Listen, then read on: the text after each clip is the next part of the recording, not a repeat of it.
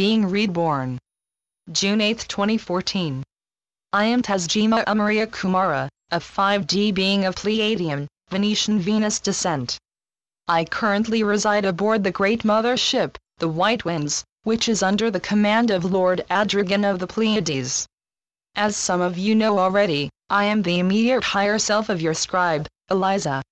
I have decided to step forward today as I and Eliza are in the process of rebraiding, that is, we are reblending back into one being.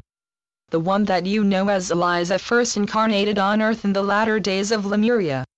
Now, she is in the process of coming home, as are all who have embraced the decision to ascend during this unique cycle in Earth's development. When she reblends with me, her higher self, we will again be reunited and whole. And as we complete our work in 5D, in this lifetime or a future one, we will reunite with self who resides in even more refined dimensions and frequencies.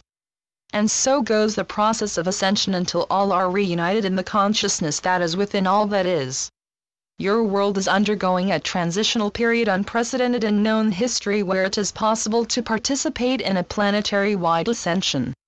In past ages, ascension, both individual and mass, has occurred on your planet, but that memory has been lost because your real history is unknown to you. Bits and pieces of that suppressed history are now slowly beginning to be revealed, and as a result, old paradigms are being threatened or discredited. Each person is also being challenged to see themselves in a completely new light. There is a pressure that comes from within compelling each individual to look with dispassion upon their current life, to see what can be let go of now, what can be changed. As has been expressed before, lasting change must come from within the individual. Change that is forced upon a person or people due to circumstance will be resisted, whether or not that change is viewed as positive or negative. In truth, all change is neutral, but humans tend to view anything different that comes into their lives as an immediate threat and they react, without thinking. Have you ever wondered whether or not there was truly a Star Wars? We tell you that it was so, and it rent the galaxy from end to end. Many worlds who resisted the dark forces of the Orion Empire, when the wars finally ended, war ended forever on their worlds. And they haven't looked back. When will war end on Earth? War will end only when the majority of the people of Earth decide that war is not the way to settle matters between people who are different. We hope that you arrive at this realization sooner than later, for your own benefit and that of the life existent upon her.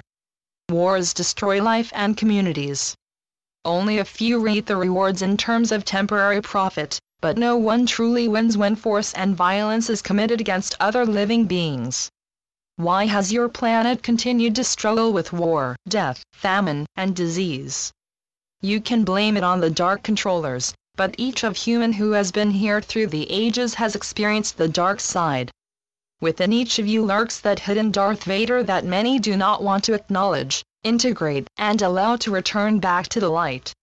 What is resisted and denied will persist. What is allowed to be seen will come to the surface and be released to be transmuted and transformed into light. We cannot pretend away the darkness. It is, after all, real enough in the sense that it exists to define the light. We currently exist within a universe that is dualistic in nature. The experience of humanity upon this young planet, Earth, has taken that polarity beyond what was intended by Source. Now, we are in the process of assisting Father Mother God to return the universe back to alignment and balance. As members of the Galactic Federation of Light, we chose long ago to resist the darkness of the invaders who threatened many of our worlds, and drove some human species to flee to new planets. Our Star Wars were a real occurrence, and many of you who live upon Earth today are the descendants of both sides of the ancient conflict, reincarnated so that you might have an opportunity to balance your karma and release the old pain within a limited stage. Daily you work upon resolving the conflicts that exist within and between each other. As you resolve your inner conflicts, you will also rise above the conflict that exists within your world, and be able to transmute the remaining darkness. It can be done in no other way. Our ships keep vigilant watch upon your space and assist where we can and when we are given permission. Your greater awareness of our presence aids in our ability to assist you to a deeper extent than has been available in the past, in part due to your own fear and the barriers placed around your world by the occupying forces of the invaders of your world. You fear invasion? Dear ones? That invasion occurred many thousands of years ago in linear Earth time. We follow the law of one and obey the will of Father Mother God. We will not do violence against your people or your controllers. We learned our lessons well as each one of our world suffered greatly during the ancient wars. And now, your time to be released from bondage has come upon you. Are you ready to step free of what has been compelled from without? Or do you wish to remain shackled and unable to manifest the life that you truly want to live and share with your family, friends, and community? Step free, dear ones, for we who are your brothers and sisters await your choice to rise above all that you have suffered in the past. You need to forgive and let go of the pain, the memory of trauma and abuse, the wrongs committed against yourself, your family, and your planet. While this may come as a shock, until you do release the need to punish the perpetrators, you will be unable to rise in frequency and we will be unable to reunite with you. There are those among you who mistakenly look down upon the perpetrators of misdeeds and deem themselves as being superior beings. They see themselves as having the right to judge others. We see this as a judgment against self, for in truth, you are all human, a collective consciousness. When you are able to honestly look into the eyes of another and see yourself, without judgment and with unconditional love, then you will be cut free of all that binds you to each other.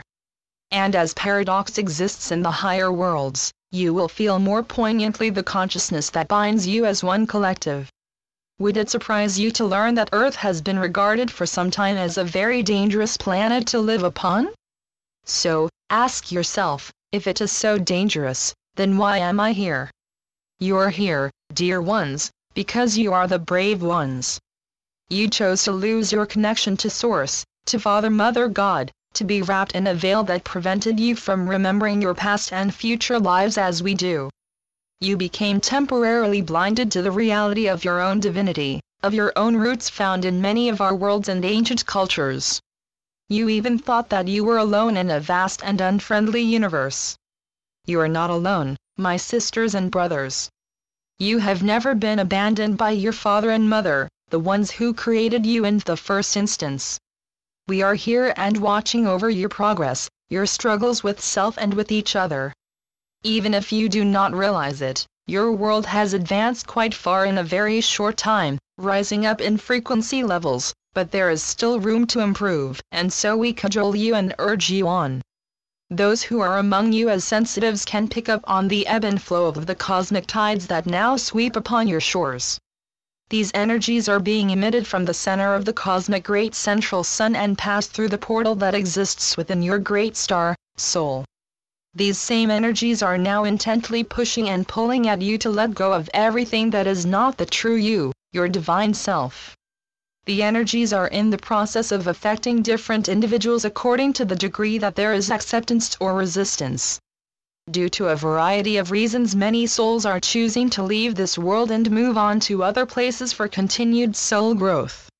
Many of those friends and families left behind are having a hard time adjusting to the perceived loss of their loved ones, as they have been conditioned to believe that they only have one life to live. In some of the Western cultures of your world, death has been made out to be something that is greatly feared. This attitude or belief is of relatively recent origin, as the ancients knew the truth about death, that it is but a doorway through which all pass into another life. Many superstitions have arisen due to the misunderstandings and tainted teachings of some religions that have made a macabre celebration of death. Death is simply a doorway. We come to a completion in what is needed to be experienced in one lifetime and we drop the body. Our consciousness continues as we take on another body and continue with our soul development. On your world, since the fall, it was decided to create the veil, so you temporarily forgot your other lives and the other worlds that you have lived upon, to ease the pain of separation and to allow you to focus on your present existence. However, there has never truly been a separation between you and your divine parents, between you and your higher self. There has only been your belief that that separation exists. Since your belief has been stronger than your willingness to release it, the separation has continued until now. Our worlds are growing closer together, so some of you can sense our presence as we reach out to you. We tell you that many of you spend a great deal of time abroad, the Galactic Federation of Light ships, large and small, and many of those who are preparing to be teachers or leaders in the changes that are coming upon your world have received intensive training in the ships and on planets such as Venus in between lifetimes spent on Earth. No, you may not have any remembrance of participating in such training, or you may resist in opening up to the possibility that you have anything to offer your fellow man. Yet we tell you now, dear ones, that each one of you has great potential if you but give yourself a chance to move through your self-created doubt and fear. Have you ever felt driven from within, without knowing why? Then you are one who has undergone preparation elsewhere, whether in between lifetimes or during dream time, while asleep. Do you have dreams of being in a large classroom along with your friends and companions? Then you have been attending university and training led by master teachers. The remembrance will come to you when you are ready to accept that you, yourself, are more than you ever imagined. All of you are here for a reason. Stepping out of the known and into the unknown can be terrifying for some humans. We will share with you one thing. Resistance to change is something that you inherited from your parents.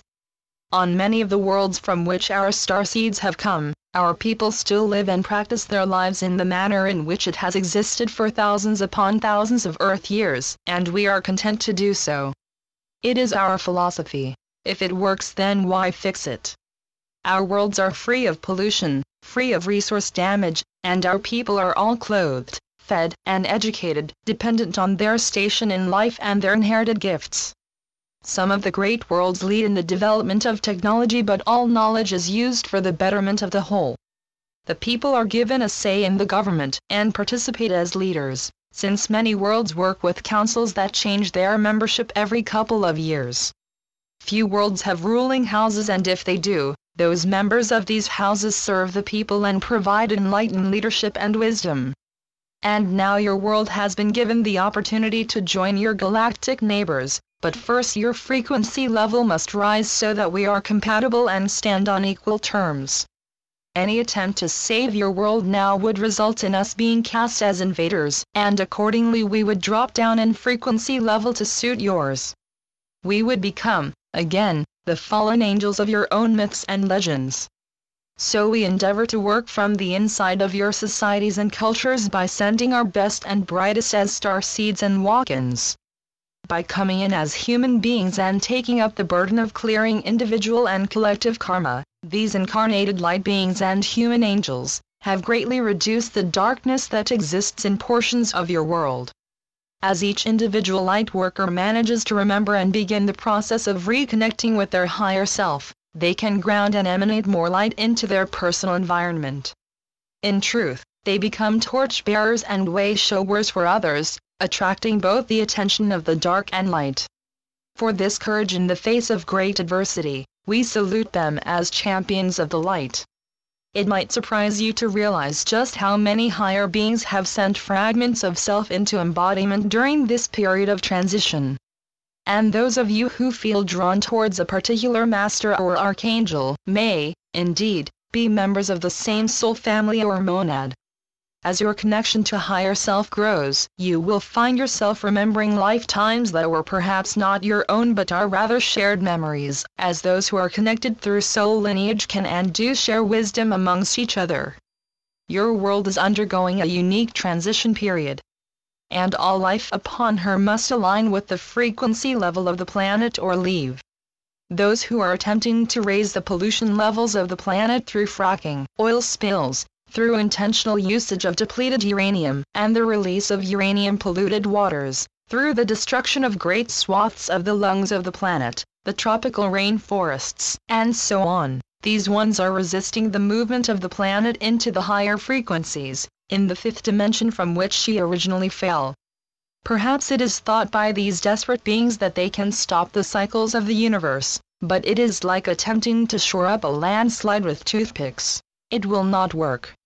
And so their attempts will fail.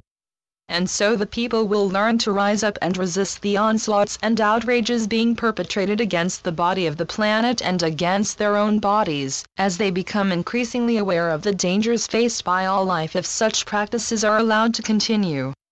You, the people of Earth, who live upon the surface of Gaia, must wake up and take back your power from the usurpers. However, you need to realize that if you also practice violence against those who have wronged you, that you are continuing to strengthen the bonds that exist between you, and you will be compelled to work your differences out in another lifetime and another setting, until you can return to a point of letting go, of being neutral, of forgiveness and unconditional acceptance of that which appears to be out there, but is, in actuality, a part of yourself. Only by letting go, dropping the need to fight each other, can you as individuals rise up and be finally freed of the old phantoms and fears engendered by those who ripped your divine inheritance away from you, and who have sought to keep you in bondage ever since. Turn away from placing your attention upon the antics of the Dark Ones, and live your life with courage and determination, creativity and joy. Move out of the darkness, dear ones, and into the light of day.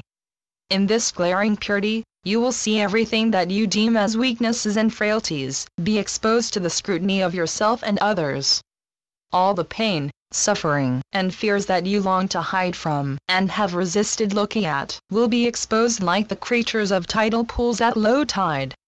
Will you shrivel away and seek to hide again? Or will you see that what has been so guiltily hidden might, indeed, be your greatest gifts?